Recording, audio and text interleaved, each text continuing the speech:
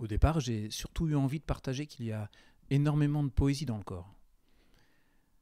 C'est un paradoxe.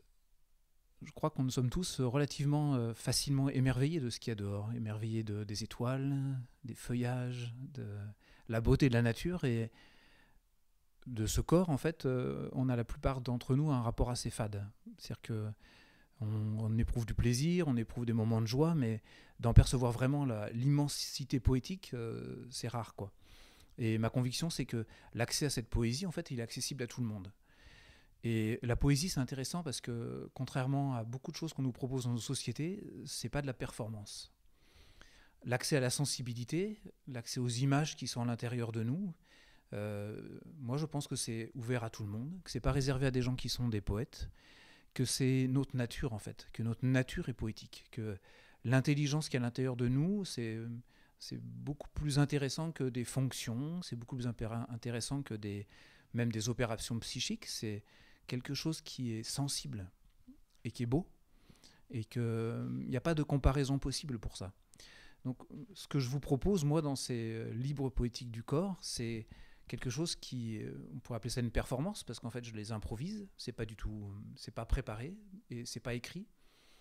Mais c'est pas une performance. C'est-à-dire que vous pouvez pas me mettre une note et vous pouvez pas la comparer à votre propre expérience. C'est-à-dire que si vous-même vous vous mettez à l'écoute de votre corps, que vous laissez les inspirations monter, elles ne peuvent pas être comparées. Donc vous pouvez être plein plus ou moins de ça. Donc c'est quelque chose évidemment qui se pratique, qui s'exerce. Moi, c'est très présent dans les soins que j'exerce, c'est très présent dans les 9 souffles que nous avons créés, Anéna et moi. Et c'était aussi l'envie de faire vivre cette grille d'une façon qui soit plus amoureuse, plus poétique que le partage qu'on fait en parallèle, qui est du symbolisme, c'est-à-dire qui va analyser, décrire pourquoi cette zone du corps a une place dans l'alchimie du monde, du corps, de la personne.